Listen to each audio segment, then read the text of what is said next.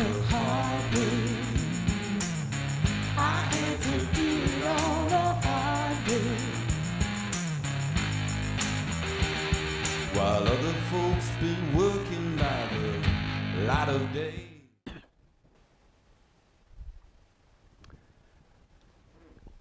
Buenas noches, señoras y señores, jóvenes de todas las edades. Esto es Crisol de Cultura en su programa 164. Desde la televisión de Ferrol, la ciudad gallega ilustrada por excelencia.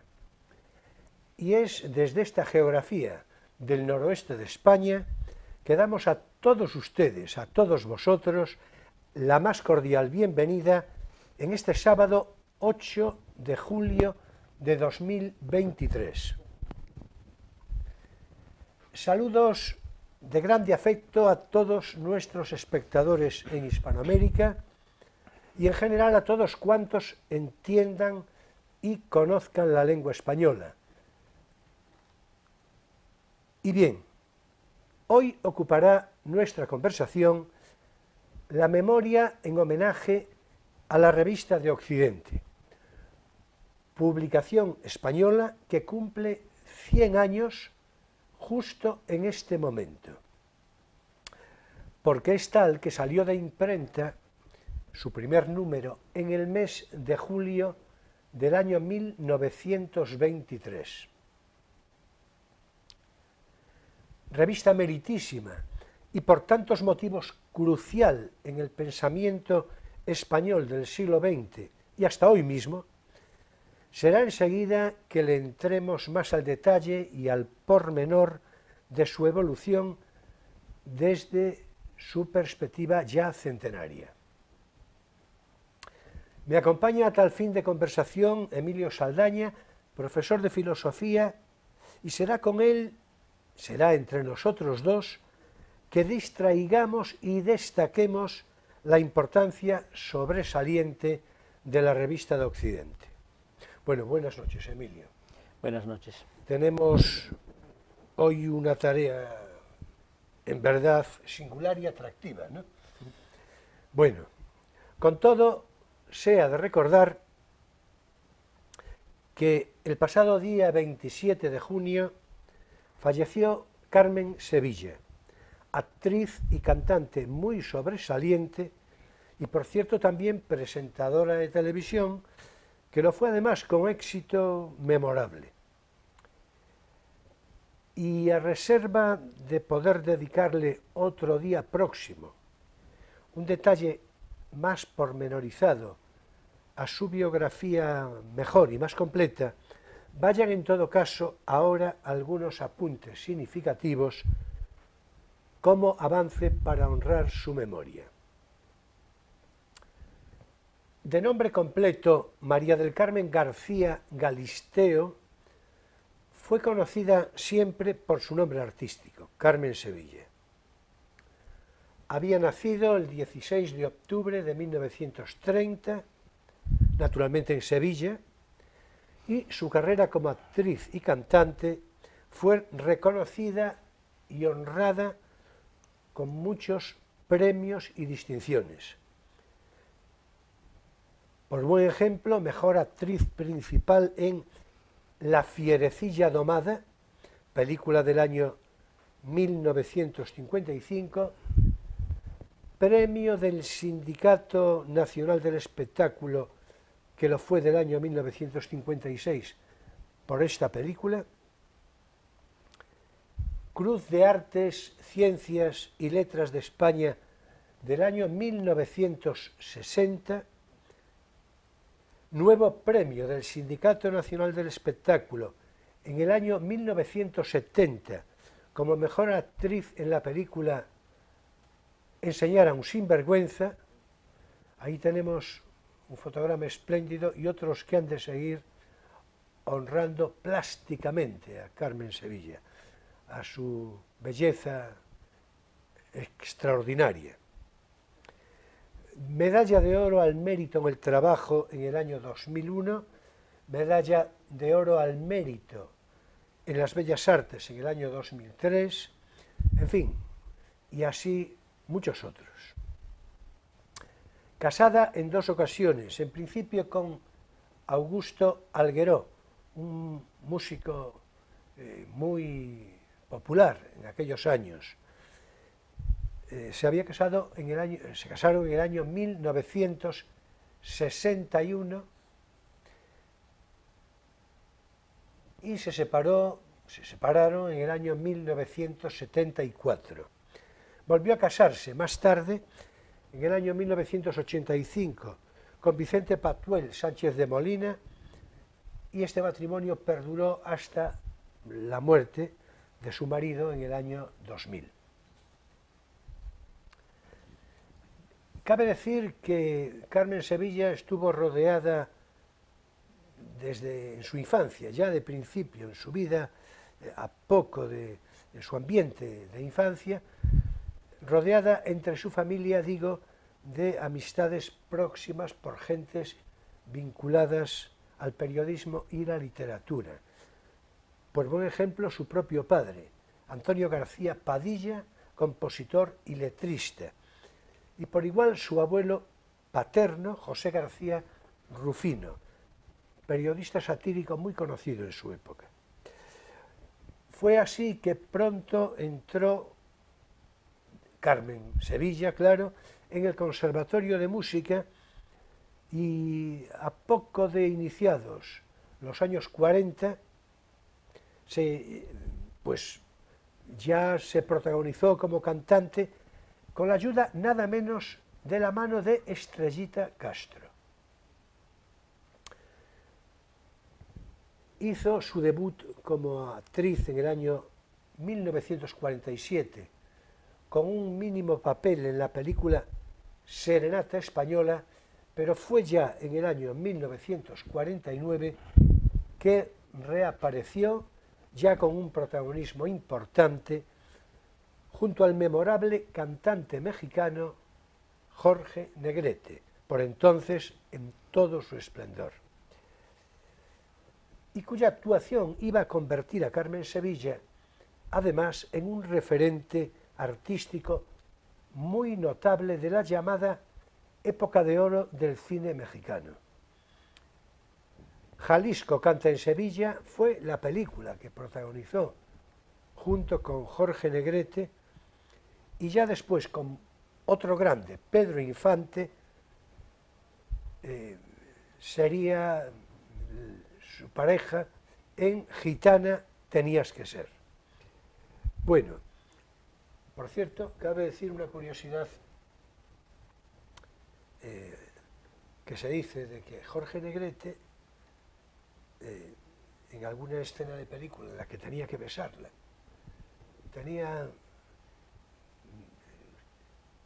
pareciera que se sentía algo nervioso.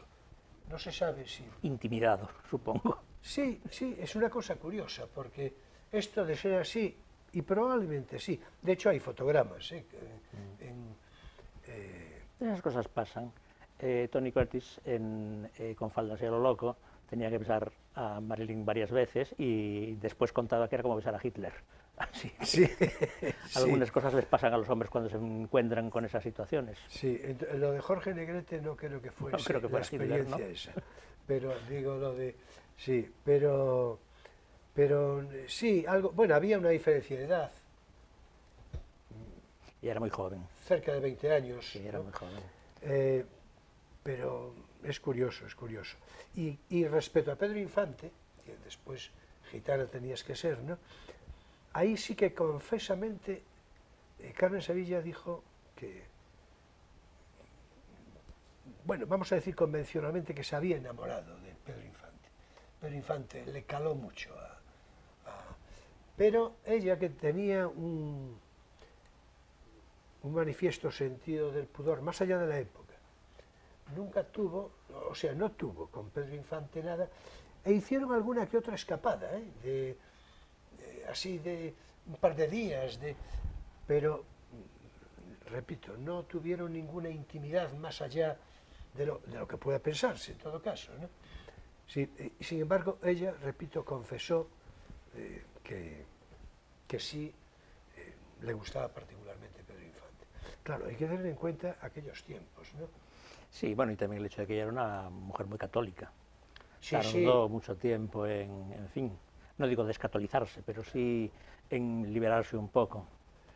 Y No. el destape que hizo es un destape mínimo en una época en la que todas las mujeres que hacían cine hacían del destape una bandera. Sí, mira, viene bien a propósito, lo hemos de comentar después.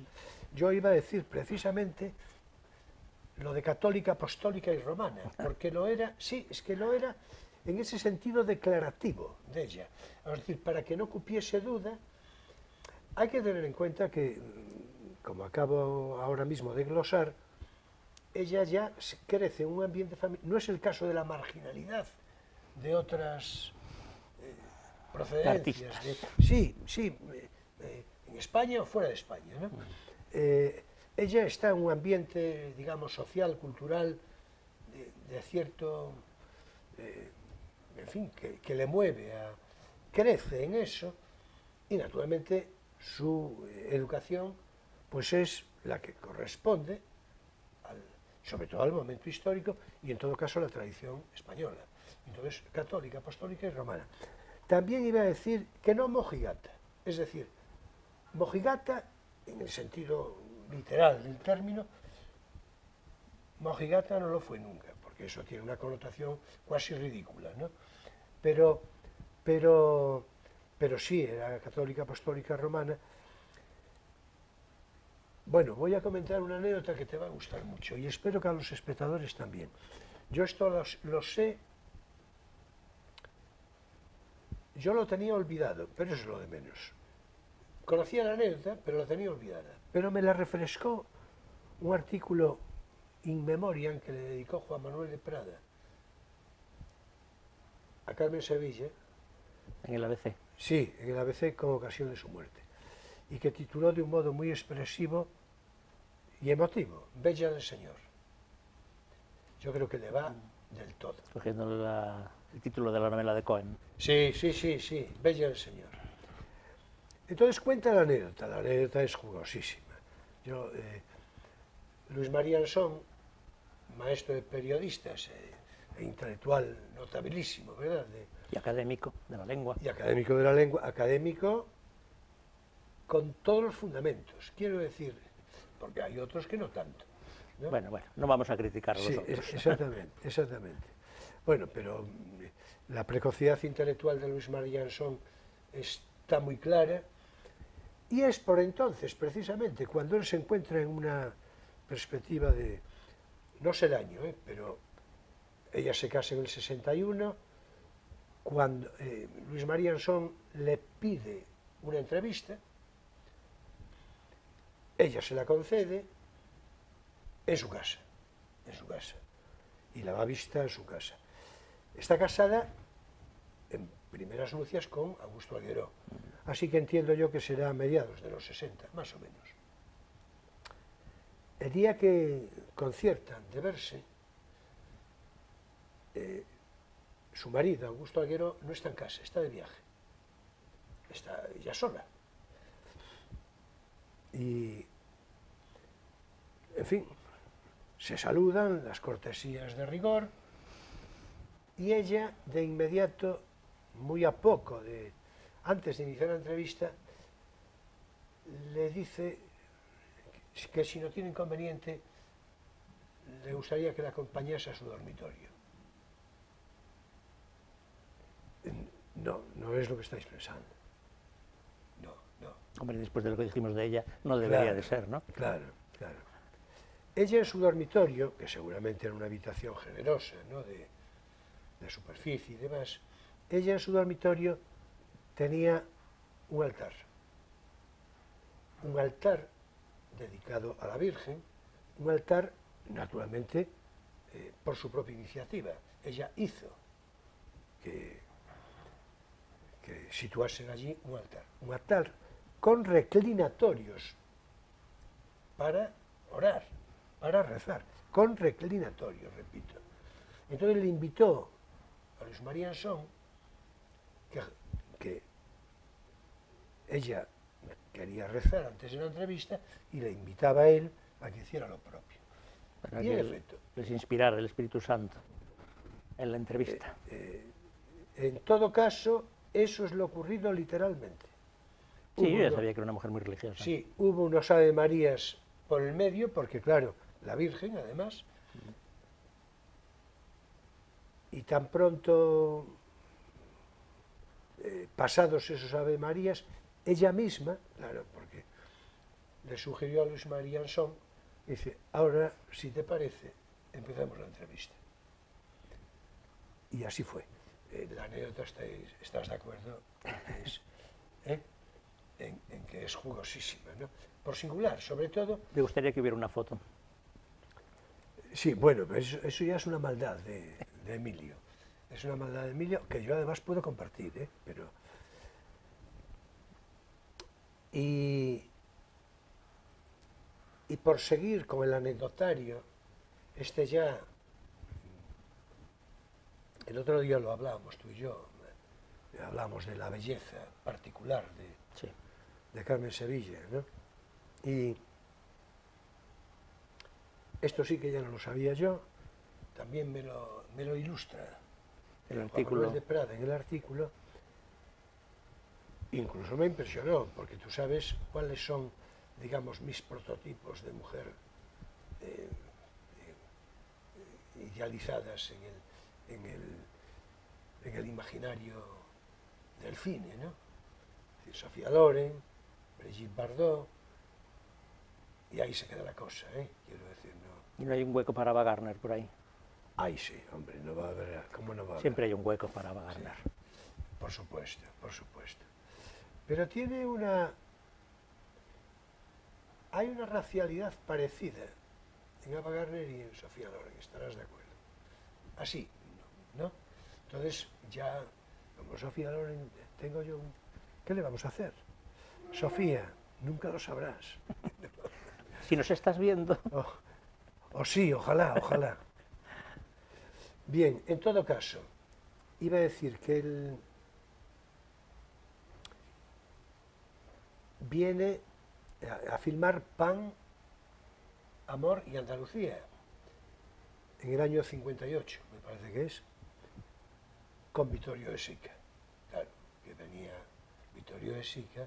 Vittorio De Sica, por quien tengo yo una debilidad, yo creo que yo tengo reconocimiento y admiración por tantos actores y tantos directores, pero lo de Vittorio De Sica, para mí, a mí me parece que Vittorio De Sica tiene una vis cómica tan singular, y luego su faceta dentro del cine, como actor, director, etc. Vino, por entonces, año 58, y conoció a Carmen Sevilla, que no la conocía, claro. Y parece ser que dijo que Carmen Sevilla era más guapa que Sofía Loren, que Brigitte Bardot y que Catherine Deneuve. Así. Sí, yo estoy de acuerdo. Así directamente. No, vamos a ver. Yo Catherine Deneuve lo siento por Alfonso Sánchez, porque sí, que era su prototipo, era muy devoto. Que era su prototipo de mujer. Pero a mí Catherine Deneuve, a ver, yo reconozco que es muy guapa, pero la veo un punto fría, no sé cómo decir, un punto gélida, distante, un punto ya distante, lo dice ella, justo, ella lo reconoce. Distante, justo. Es un poco distante. Justo. Y entonces, claro, a ver, hombre, hay que aproximarse un poco, porque...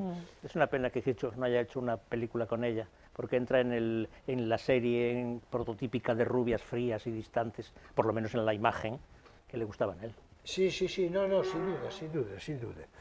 Bien, pues...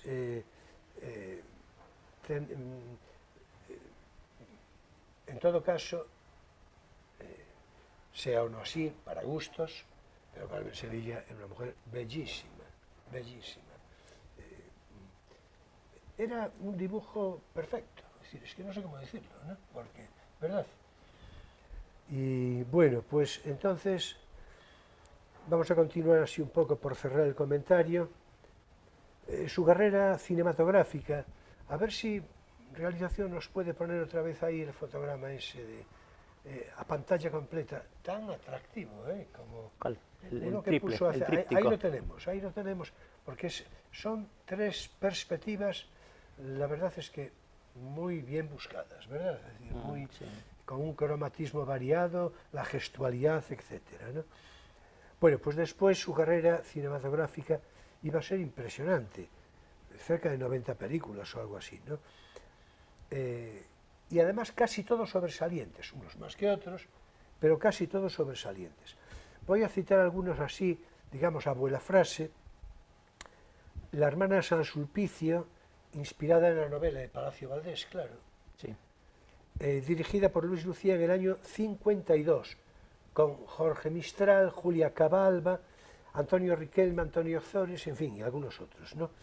La Fierecilla domada, ya basada citada, en sí. Shakespeare, claro, el texto de Shakespeare, de la que se hicieron versiones muy variadas, por cierto. Esta es una de ellas, recreando una historia del siglo XVI, claro, es decir, que es, ¿no? Con Alberto Closas y dirigida por Antonio Román. Violetas Imperiales, con Luis Mariano. Luis Mariano, ¿verdad? Dirigida por Richard Potier, del año 52. Yo creo que ese fotograma que acabamos de ver era de la película. Ah, no me había fijado, pero probablemente. Bueno, fotograma o foto. Sí. En todo caso, Pan, Amor y... ese, sí, pues sí, ahí... De hecho, el partener es Luis Mariano, por eso lo digo. Sin duda ninguna. Eso, sin o, duda o ninguna. un fotograma de la película, Sí. o una foto promocional Sí, o algo. sí, Mírala, sí, ahí tal está, cual. tan guapa como Ava Gardner. Ahí los tenemos, Violetas Imperiales, ¿verdad? Bueno, la antedicha Pan, Amor y Andalucía, dirigida por Javier Setó, que yo, en fin, Javier Setó, menudo marrón, porque dirigía a Vittorio De Sica, eso tiene su aquel, ¿no? Con Vittorio De Sica y Vicente Parra, del año 58. Una película excepcional, la que sigue a continuación, dirigida por Juan Antonio Bardén, La Venganza. Un thriller clásico, que fue presentado al Festival de Cannes, por lo menos fue presentado, y ahí estaban, además de Carmen Sevilla, Jorge Mistral, de nuevo, Francisco Rabal, Raf Balón, Fernando Rey, en fin. Y ahí demuestra unas dotes de actriz que alguna vez se le han discutido, pero yo creo que muy injustamente. Vamos, me sumo con literalidad y entusiasmo a lo que dices, porque yo creo que era una excelente actriz. Sí. Creo que, es que además... Incluso cantando. Sí, justo. Podríamos hablar, por ejemplo, del Relicario, que es una de las canciones que salen ahí, donde siempre se la compara con Sara Montiel. Sara Montiel, el Relicario, bueno, pues ella canta en la película, que no me acuerdo cómo se llama, la que hace con el torero este, que se mete actor. ¿Te das cuenta qué película es? Sí, no me doy cuenta. Bueno, pues ahí canta dos veces el Relicario. En una está contenta y enamorada del torero, y la otra está decepcionada y asqueada, y hace dos versiones completamente diferentes, donde es la intención y la capacidad de actuar lo que marca la diferencia, porque la voz es la misma y la canción es la misma. Y yo creo que eso prueba, para mí, que está por encima de la versión canónica que siempre se saca de Sara. De hecho, ahora que citaste a Sara Montiel, digamos que su principio de rivalidad lo era con Sara Montiel. Pues ahí, ahí es el pulso, el Relicario. Pero tampoco una rivalidad excesiva, ni muy... Sí, pero... hombre, porque yo creo que esta era buena en el buen sentido de la palabra, que diría Antonio Machado. Y entonces... Carmen Sevilla. Sí, claro, y se llevaba católica, bien, apostólica, romana, es muy difícil que seas malo. Sí, no, y tuvo muchas amistades en un terreno tan florentino como es el cine y la canción. Sin duda. Yo que Por sé, cierto, Flores, hace una canción... Lola Flores, la propia Estrellita Castro, que es la que la amadrina, claro. En un medio en el que todas están, en fin, peleadas con todas, porque menudas son. Sí, así es. Las folclóricas. Así es. Sí, pero el otro día nos decíamos tú y yo que folclórica manotropo, ¿no? Es decir, bueno, ella tiene... Claro. Ella empieza cantando copla. Y está muy próxima además al mundo del flamenco, porque en la Sevilla suya, en su medio, tenía mucho contacto. Claro, sí. Pero lo que pasa es que luego, cuando, en fin, llegan los 50 y muchos 60, pues se tiene que reinventar un poco y hacerse un poco yeye, porque, en fin, quería seguir haciendo películas y quería hacer canción, y ya los tiempos no estaban para simplemente cantar a Quintero, León y Quiroga. Entonces, de hecho, en los 70 pues se apunta, aunque tímidamente, al destape, es decir, que tiene una carrera con altibajos, pero muy larga, y una capacidad de renovarse muy notoria. Sí, hay que decir que lo de... Esto no es una opinión personal. Esto, digamos, lo dijo ella misma, con unas palabras u otras, ¿no? Ese destape lo hace ella... Por despecho. A ver, no muy... Sí, pero algo de eso, ¿no? Sí, sí, yo también lo he leído. ¿Lo leíste? Bien, pues es que eso lo dijo ella. Es decir, no, despecho... Porque hay que decir que Algueró pues era muy mujeriego. Sí, Y ella estaba un poquito harta. Sí, sí. Por ejemplo, Noelia, esa canción que le hace a Nino Bravo, está inspirada en una amante que tenía, que se llamaba Noelia. Sí. En fin, es un tipo muy particular, Algueró. Sí. Bueno, y después cuando se casa con el segundo, Vicente Patuel. Sí. Vicente Patuel, en fin, era un poco... Machista. Sí, por decirlo... de una manera simple. Sí, en el sentido sociológico casi, ¿no? Claro, él le exige que deje el cine y que, en fin, que no la quiere ver. Después hay un poco de... Entonces, y lo del sex o no sex, con José Sacristán en el año 74, ahí ya me enseña... Pero, a ver, el sentido del pudor en Carmen Sevilla era muy marcado, y entonces, pues, en fin... Pero bueno, que se modernizó, es a lo que íbamos. Sí, claro. Por cierto, su gran pena es haber, confesa, y dolida, es haber abortado 2 veces.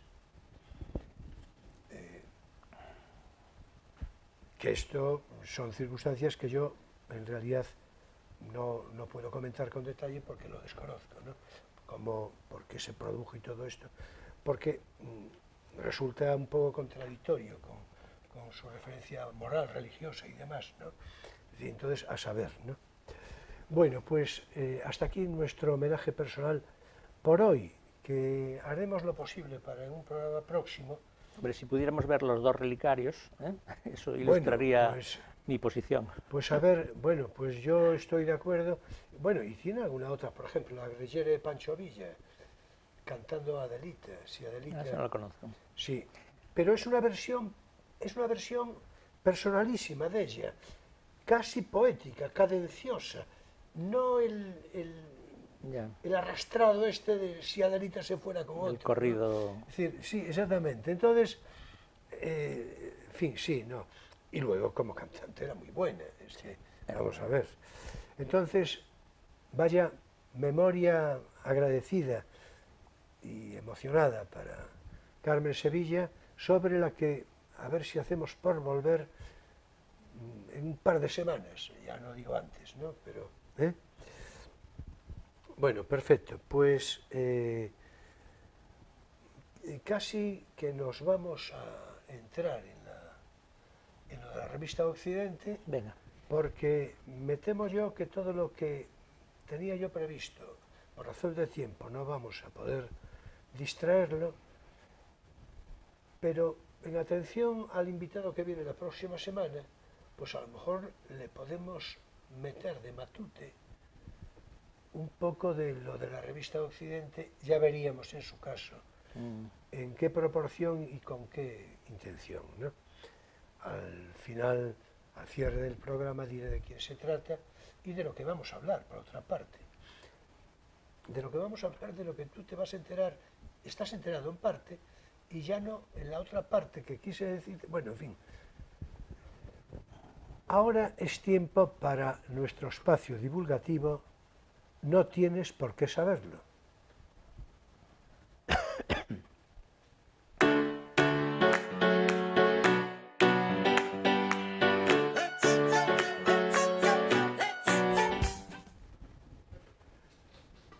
Bueno, como le vamos a entrar al comentario, naturalmente, respecto a la revista Occidente, pues yo voy a aprovechar ya este espacio intermedio, que ya lo teníamos previsto por otras circunstancias, pero voy a hacer el comentario, digamos, de introducción.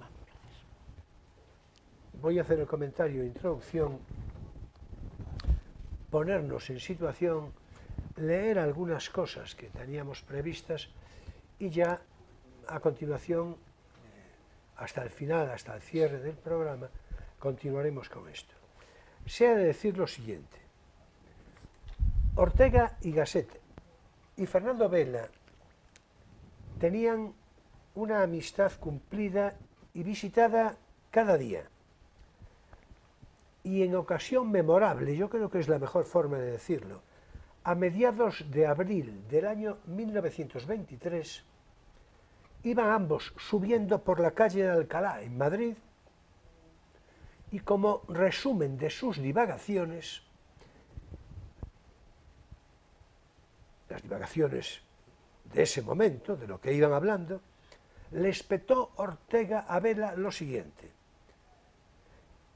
¿y por qué no hemos de ser nosotros los que hagamos esa revista? Usted me ayudaría como secretario de redacción. La revista que hacía falta, se entiende, ¿no? Porque se supone que las divagaciones eran sobre la necesidad de europeizar España, como decía Claro, Ortega. sí, y un aliento si cae mayor todavía, claro, justo. Acompañado Entonces, además de una editorial que justo. publicara traducciones alemanas, como de hecho después fue En efecto, la editorial Revista de Occidente. en efecto. Entonces, esto que acabo de citar como frases, digamos, de puro coloquialismo, pero de toda certidumbre, esto lo iba a contar, por eso lo sabemos, el propio Fernando Vela en el año 1963, 40 años después, cuando, después de la Guerra Civil, se vuelve a editar la revista en su segunda época. Y es en este momento que Fernando Vela cuenta todo esto. Sí, cuando Ortega ya había muerto. Naturalmente. O sea, lo cuenta como oportunidad de ponerse de nuevo en circulación, como digo, la revista Occidente en su segunda época, después del parón obligado que conllevó la Guerra Civil y las circunstancias posteriores de posguerra, naturalmente. En parte el exilio de Ortega, después su problemática vuelta a España, en fin, todo lo que sabemos. Bueno, lo de la problemática yo no lo veo tanto así. Ya sé. Ya, no lo veo tanto así. Es decir, que por cierto, no sé por qué apuntas a que tenga que ser problemática. Pero bueno, esto no lo vamos a discutir ahora, Emilio y yo. Lo haremos después fuera de plató, acaso. En todo caso, periodista y traductor, ensayista e historiador, Fernando Vela, empiezo por aquí porque era en el año 1923 un joven intelectual muy prometedor, con admiración crecida por Ortega y Gasset, por su gran personalidad filosófica, y acabó por decidirse pronto, claro, a la sugerencia de impulsar lo que habría de ser, pocos meses después, la puesta en marcha de la revista Occidente, ese primer número del mes de julio de 1923. Bueno, pues atención, que voy a mostrar a la cámara ese primer número. Bueno, he de confesar que se trata de una edición facsímil, pero ahora lo veremos. En todo caso, esta fue, no sé si la cámara Yo creo que sí, lo puede recoge reconocer bien, sí. suficientemente. En todo caso, este fue el primer número de la revista de Occidente, sobre cuyo contenido nos vamos a parar seguidamente y ya después en el resto de la conversación. Este facsímil que, repito, muestro de nuevo a la cámara, este facsímil precisamente se reeditó tal cual, con una hoja de presentación en la introducción, con ocasión del cincuentenario. Es decir, en el año 1973 se tiró este número facsímil del primero, porque claro, eran los 50 años de la revista, y ahora los 100 años, en los 100 años, bueno, pues mirad por dónde, que lo ofrecemos a la cámara. Y vamos a leer alguna cosa. En efecto, sí, vamos a leer, desde luego, sobre todo, como te decía hace un rato, lo que me parece fundamental, la declaración de principios de la revista, ¿no? Bueno, pero voy a seguir mínimamente para poner en marcha casi la maquinaria de imprenta de la revista. Vamos a ver, Ortega y Gasset tenía, por entonces, año 1923, repito, tenía una relación muy vinculante con la editorial Espasa Calpe. La cosa empieza por aquí.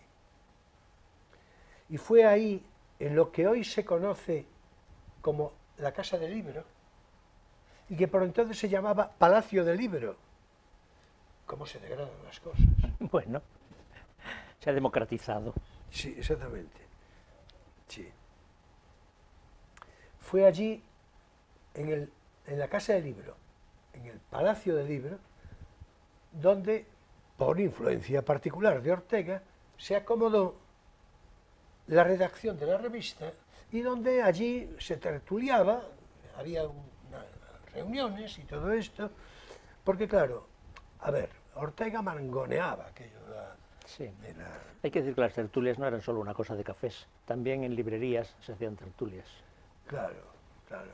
Yo tengo algo de experiencia de librería, y en mi librería, yo tuve librería, bueno, en realidad tuve librerías en un plural largo,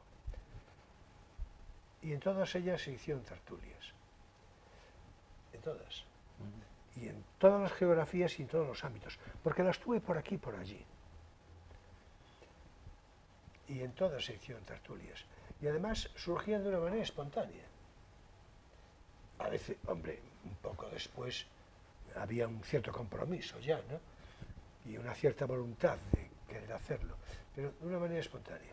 Y lo que tú dices es muy cierto, es decir, pero tertulias casi se hacían, ojo, en las llamadas barberías. No con el mismo rango, naturalmente, pero en las barberías de antaño, ahora hay algo de cotilleo, pero no pasa de ahí, ¿no? Pero se hacía algo. En todo caso, naturalmente, los cafés y las librerías, las boticas también. Iba a decirlo yo, Las también boticas, las farmacias. Las boticas, claro, es que era las boticas. Hay que decirlo teniendo a Cunqueiro como Por uno de supuesto. nuestros Pero, referentes, ¿verdad? Por supuesto, las boticas de las reboticas de las Las farmacias. reboticas, que era la parte de atrás. Las reboticas de las farmacias. Bueno, gente ilustrada, ya se sabe, Donde ¿no? las fuerzas vivas, con Sí. cierto interés cultural, claro, En efecto, se juntaban a hablar. En efecto, Es que no había televisión. en efecto, gracias a Dios, sí. Hombre, no sé. No, bueno, digo gracias a Dios, yo creo que se me entiende lo que digo. No estoy diciendo nada contra la televisión, si estamos en una televisión, pero ¿cómo voy a decir algo? No, digo que no iba... Es que está mal asimilado el concepto de la televisión hoy, ¿no? Bueno, en todo caso, vamos a ver. Yo creo que esto nos puede poner un poco en situación para que te voy a pasar las gafas. Sí, tengo yo unas gafas aquí a propósito. Venga, pues. Que son, sí, porque yo sé que te gustan estas gafas, entonces... Sí, mira que... Sí. Son azules, ¿no? Son azules, sí, hombre, claro, son azules. Entonces, vamos a ver, la revista de Occidente, en su primer número, no sé si la cámara lo va a recoger, bueno, ya se verá, si lo recoge bien y si no, ¿qué le vamos a hacer? No lo en recoge todo muy caso, bien. tiene una página que son declaraciones de principio a lo que llama propósitos, es decir, propósitos de por qué la revista, la llamada revista Occidente, se pone en marcha. Incluso explica por qué no Occidente. Claro, es una presentación de la revista con proyección de futuro. Entonces, por favor, Leo propósitos. Los propósitos que terminan aquí, en fin, ya lo ves, y después algo nos decimos, ¿no? Sí, los propósitos de la revista de Occidente son bastante sencillos. Existe en España y Hispanoamérica un número crecido de personas que se complacen en una gozosa y serena contemplación de las ideas y del arte. Asimismo, les interesa recibir de cuando en cuando noticias claras y meditadas de lo que se siente, se hace y se padece en el mundo. Ni el relato inerte de los hechos ni la interpretación superficial y apasionada que el periódico les ofrece concuerdan con su deseo. Esta curiosidad, que va lo mismo al pensamiento, a la poesía que al acontecimiento público y al secreto rumbo de las naciones, es, bajo su aspecto de dispersión e indisciplina, la más natural, la más orgánica. es la curiosidad ni exclusivamente estética ni especialmente científica o política. Es la vital curiosidad que el individuo de nervios alerta siente por el vasto germinar de la vida en torno, y es el deseo de vivir cara a cara con la honda realidad contemporánea. En la sazón presente adquiere mayor urgencia este afán de conocer por dónde va el mundo, pues surgen donde quiera los síntomas de una profunda transformación en las ideas, en los sentimientos, en las maneras, en las instituciones. Muchas gentes comienzan a sentir la penosa impresión de ver su existencia invadida por el caos. Y sin embargo, un poco de claridad, otro poco de orden y suficiente jerarquía en la información les revelarían pronto el plano de la nueva arquitectura en que la vida occidental se está reconstruyendo. La revista de Occidente quiere ponerse al servicio de este estado de espíritu característico de nuestra época. Por esta razón, ni es un repertorio meramente literario ni ceñudamente científico. Esto me recuerda que, bueno, hay que decir que en la revista Occidente no solamente publican literatos, publican también científicos, publica Schrödinger, publica Einstein, es decir, la idea de cultura que sostiene la revista de Occidente y después la editorial es una idea mucho más amplia que la simple cultura literaria. Y esto es fundamental en un momento en que una revista científica era impensable, salvo para especialistas, especialistísimos, ¿no? La acotación me parece perfecta. La iba a hacer yo dentro de un momento. Pero bueno, lamento haberme anticipado. La haré de todos modos porque será con ocasión de que cite precisamente la nómina, más o menos, sí, de los colaboradores. De los colaboradores. ¿No? Es decir, hay filósofos, hay escritores, es decir, literatos, y hay también científicos. Claro. De espaldas a toda política, ya que la política no aspira nunca a entender las cosas, procurará esta revista ir presentando a sus lectores el panorama esencial de la vida europea y americana. Nuestra información tendrá, pues, un carácter intensivo y jerarquizado. No basta que un hecho acontezca o que un libro se publique para que deba hablarse de ellos. La información extensiva solo sirve para confundir más al espíritu, favoreciendo lo insignificante en detrimento de lo selecto y eficaz. Esto tiene mucho que ver con las teorías de las minorías selectas de Ortega, que estaban detrás en su ideología del cultivo de los mejores y detrás de la crítica de las masas que se ve en sus libros fundamentales, ¿no? Claro. Nuestra revista reservará su atención para los temas que verdaderamente importan y procurará tratarlos con la amplitud y rigor necesarios para su fecunda asimilación. La occidentalidad del título alude a uno de los rasgos más genuinos del momento actual. La posguerra, se refiere a la Primera Guerra Mundial, claro, bajo adversas apariencias, ha aproximado a los pueblos. Los vocablos de hostilidad no impiden que hoy cuenten más los unos con los otros y, aunque de mal humor, se penetren y convivan. Antes de la guerra existía, en cambio, un internacionalismo verbal y de gesto, un cosmopolitismo abstracto, engañoso, que nacía previa alumnación de las particularidades nacionales. Era el cosmopolitismo obrerista, bancario, de Hotel Ritz y Splincar. Bueno, son dos cosmopolitismos, claro. El cosmopolitismo obrerista de inspiración marxista es uno, y el del Hotel Ritz, que representaría, pues, yo qué sé, Zweig, por ejemplo, es otro. Son dos cosmopolitismos, el de la alta cultura, que era internacional, que se movía en francés, que representa, pues eso, Mann o Zweig o los vieneses, y el otro que era un cosmopolitismo de carácter más político y que podríamos llamar de sindicalismo anarquista o comunista. Bueno, tras ellos, diría yo, pervivían los pueblos en rigurosa incomunicación. El cosmopolitismo de hoy es mejor y, en vez de suponer un abandono de los genios y destinos étnicos, significa su reconocimiento y su confrontación. Claro, esto lo dice antes de la Segunda Guerra Mundial. Sí, es que repetidamente iba yo a mencionar eso, porque, claro, nadie veía en este momento lo que se estaba preparando, claro. Claro, justamente. Es que esto es muy importante subrayarlo. Es decir, ya se dijo, y estamos hablando de la línea de propósitos de la revista, del primer número de la revista Occidente en 1923. Por lo tanto, pasada la Primera Guerra Mundial y todavía distante... Sin sospechas de la Segunda, claro. Claro, todavía distante la Segunda. Pero claro, es muy importante verlo desde la perspectiva hoy y reconocer pues esas cosas, claro. Sí. Ello es que, sin deliberado acuerdo, casi todas las revistas de Europa y América se van llenando de firmas extranjeras. Así, nosotros atenderemos a las cosas de España, pero a la vez traeremos a estas páginas la colaboración de todos los hombres de Occidente, cuya palabra ejemplar signifique una pulsación interesante del alma contemporánea. Esperamos poco a poco, corrigiendo en cada número los defectos de la anterior, conseguir que algún día sea esta revista el recinto tranquilo y correcto donde vengan a asomarse todos los espíritus resueltos a ver claro.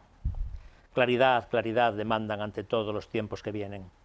El viejo cariz de la existencia va siempre siendo arrumbado vertiginosamente y adopta el presente nueva faz y entrañas nuevas. Hay en el aire occidental disueltas emociones de viaje, la alegría de partir, el temblor de la peripecia, la ilusión de llegar y el miedo a perderse. Bueno, naturalmente tenemos que cerrar, tenemos que decir que hasta aquí nuestro espacio divulgativo no tienes por qué saberlo.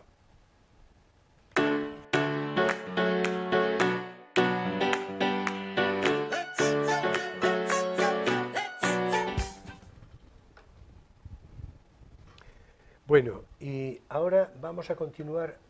Ya dije, ahora con mucho mayor motivo, avanzado el programa, y porque el tiempo ya sabemos que devora todo esto, esas curiosidades a propósito de lecturas que teníamos previstas y que alguna haremos, pero eso de pasarlo para otro programa, ¿no? Como una especie de coletilla complementaria que podría ser en el siguiente, si se adecua bien, ¿no? Porque no nos va a dar tiempo a todo. Entonces, vamos a ver. Sí es importante lo siguiente, mencionar lo siguiente, en cierto modo ya sugerido por Emilio en la lectura, ¿no? Hay que decir, por una razón, digamos, de pedagogía informativa, no sé cómo decirlo, ¿no? Si el periodo comprendido entre los años 1898 a 1936 es considerado como la edad de plata de la cultura española en todas las manifestaciones culturales, artísticas y demás, además en cuyo periodo son de reconocer ciclos generacionales, y así se habla de la generación del 98, la del 14, la del 27 y la del 36, todas ellas, unos y otros, tuvieron cabida en las páginas de la revista de Occidente.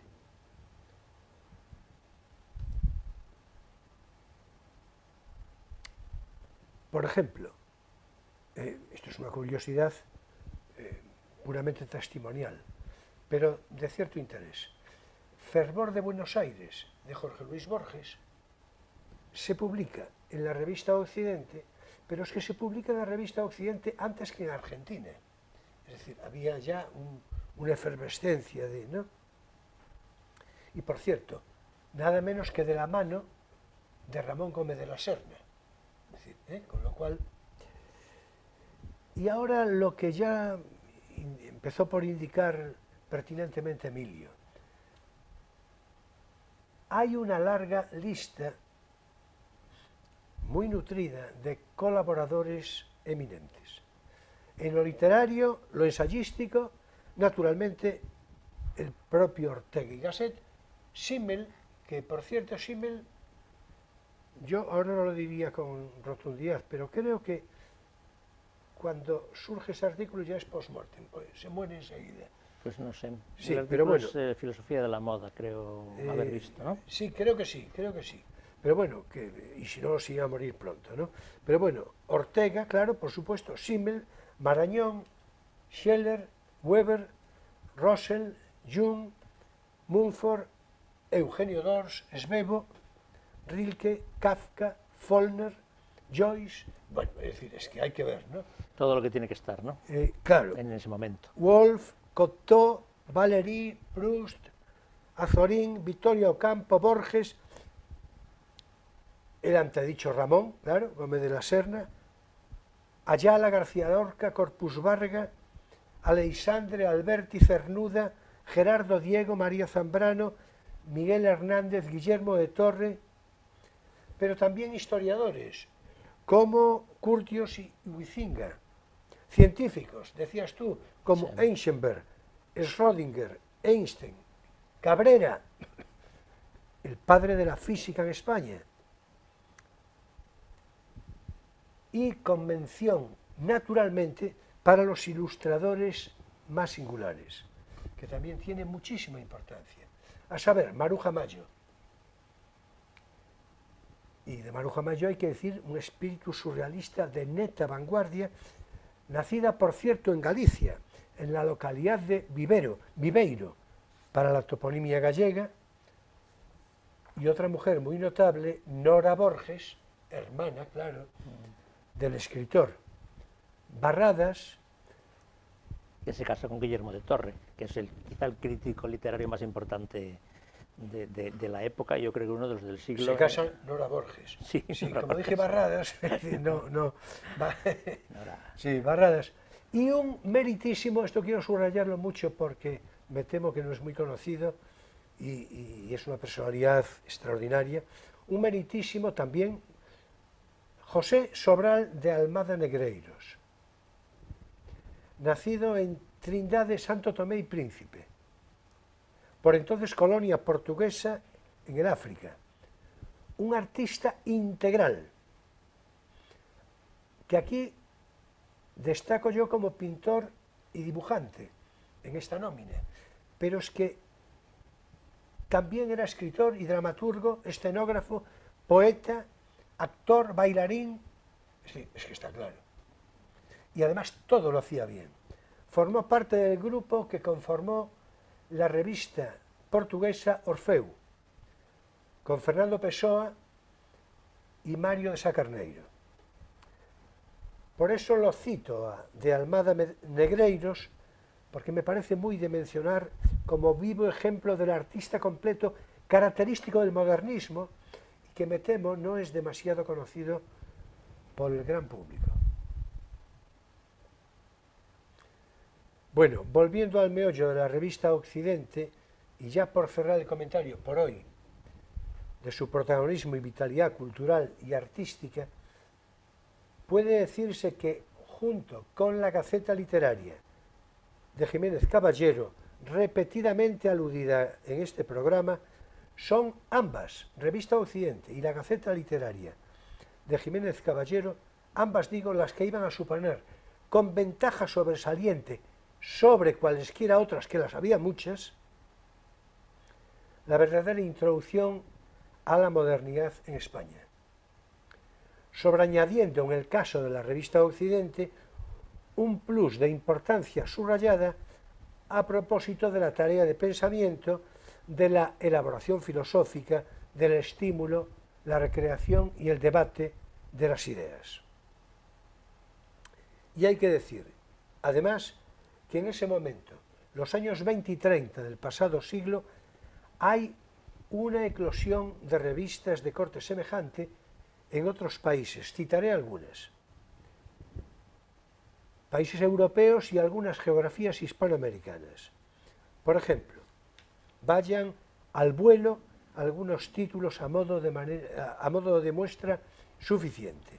La Revolución Surrealiste en Francia, Nueva Antología en Italia, Europäische Revue en Alemania, Sur, como no, en Buenos Aires, Argentina, Contemporáneos en México, Orfeu, antecitada, en Portugal, Claxon, en Brasil, Revista de Avance, en Cuba, Mito, en Colombia, Amauta, en Perú, y a modo de cierre también en Estados Unidos, Poetry. O sea, es evidente de que era un momento de eclosión magnífica. Sí, porque la mayoría de esas revistas están muy ligadas a los movimientos de vanguardia. Sí, sí, naturalmente. Entonces, sea de añadir, por último, que Ortega y Gasset, amigo personal de trato y conversación con el grandísimo ensayista mexicano Alfonso Reyes, tuvo muy en cuenta reflexiones comunes para hacer de la revista Occidente una publicación abierta hacia el mundo, una revista con vocación universal que habría de presentar a España como referente de gran calado en la creación artística, filosófica, histórica y científica. Y ahora es tiempo para nuestro espacio lírico, Poesía eres tú.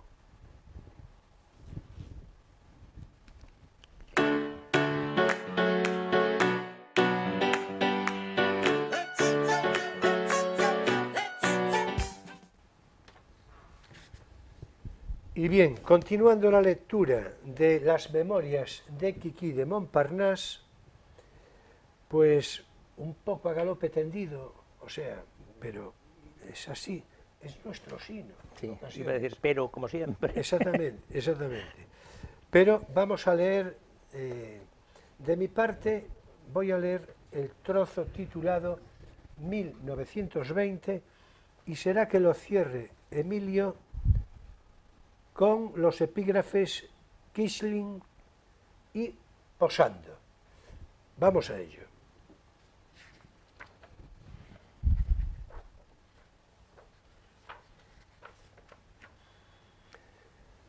Bien, decía 1920.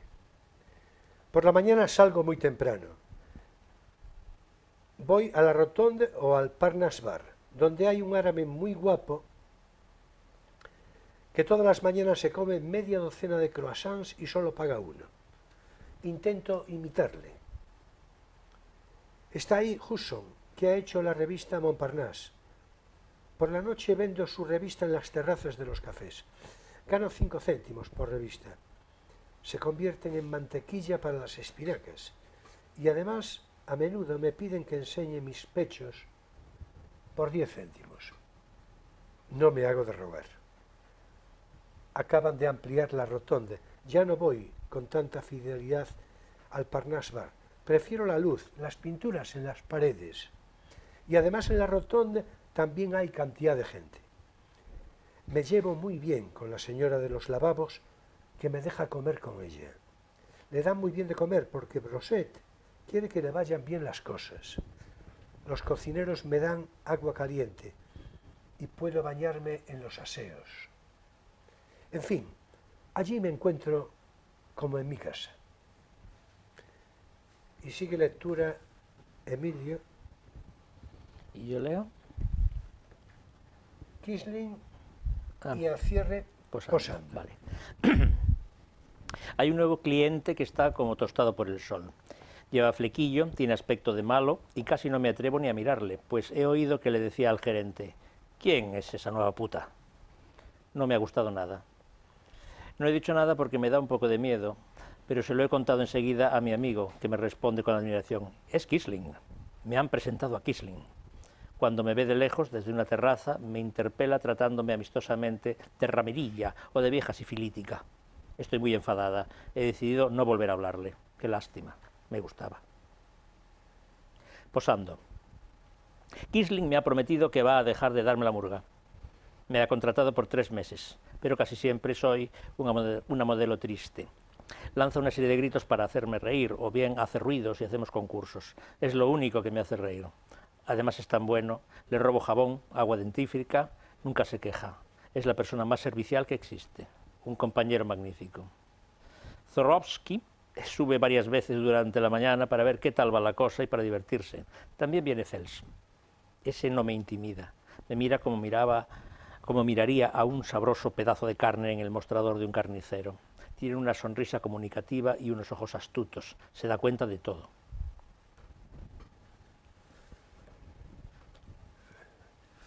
Gran Quiquí de Montparnasse, que avanza en su biografía. Camino de la fama, ¿no? Camino de la fama, porque realmente es evidente que cada vez aparecen más pintores, mejores pintores. Empiezan a aparecer nombres propios. De una manera inequívoca y que precisamente conforman la sustancia fundamental de estas memorias, la parte humana de ella, cómo evoluciona. Claro. Y cómo se introduce en los círculos artísticos, conoce gente, empieza posando, pero al final va a acabar siendo casi una compañera de vida, ¿no? De la bohemia parisina. Sin duda, ya se ve con Quisling, como cambió. Bueno, y antes como Modigliani, ¿te acuerdas que dijo que...? Sí. Y eso sí, es una chica que le gustan los hombres guapos. Sí. Natural. Y que tampoco se hace de rogar, como te acabo de decir. Y que tampoco se hace de rogar, justamente. Así da gusto, así cualquiera. Hasta aquí nuestro espacio lírico, Poesía eres tú.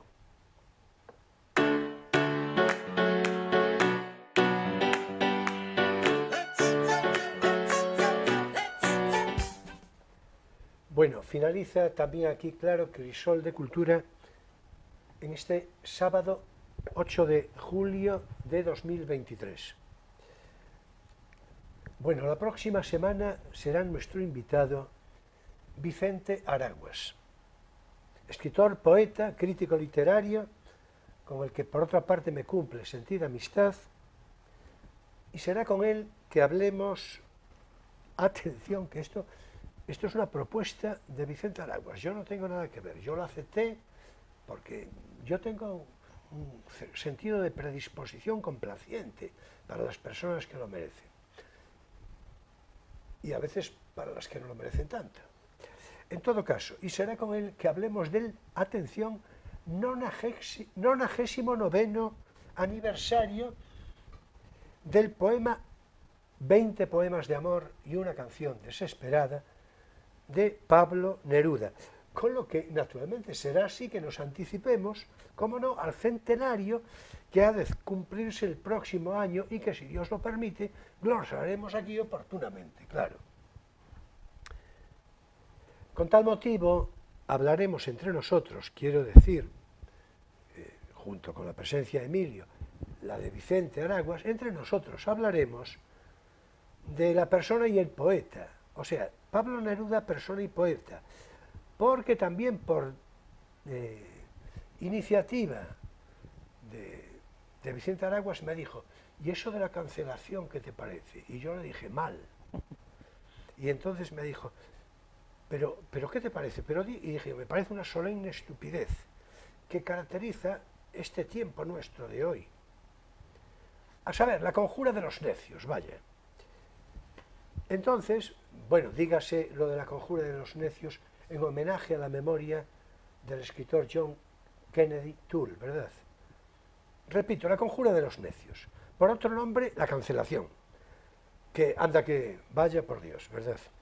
La cancelación, ¿quién cancela al cancelador? Y esas cosas, y todas esas cosas que devienen. Y como me provocó Vicente Araguas, que bien sabe lo que hace, pues vamos a hablar del 99º aniversario de 20 poemas de amor y una canción desesperada, y luego de Pablo Neruda, la cancelación. Por cierto, a ti, Emilio, esto de la cancelación, no digas que no, también te pone, quiero decir... Sí, bueno, a mí me parece otro nombre para lo que antes se llamaba linchamiento moral. Sí, ya, pero vamos a ver. Lo que pasa es que cuando colaboran las instituciones es cuando se vuelve grave.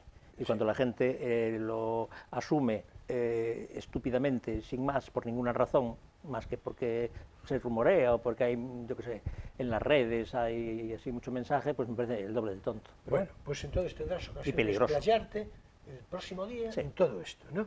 Con lo cual, porque claro, le echaremos mano a esa descomposición creciente y putrefacta que juega con esas cosas y con otras lindezas, ¿verdad?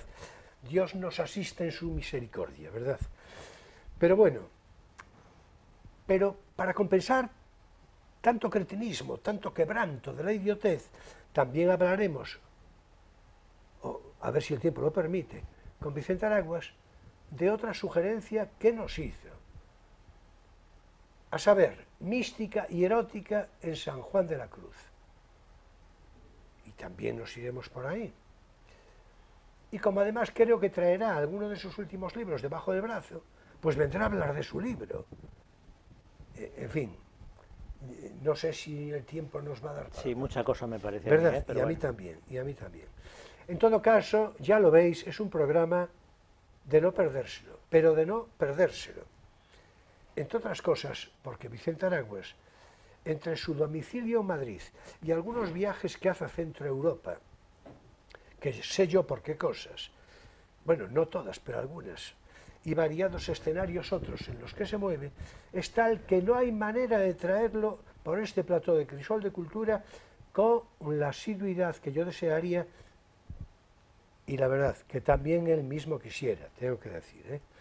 Así que, señoras y señores jóvenes de todas las edades, mi gratitud completa por vuestra presencia fidel de cada semana, por vuestra actitud crítica también, por vuestra simpatía.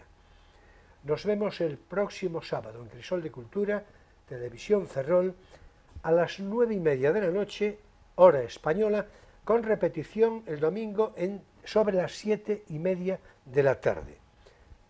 Queridas amigas, queridos amigos, será un placer. Y bien, ya sabéis que paso lista. Muchas gracias, buenas noches y feliz semana.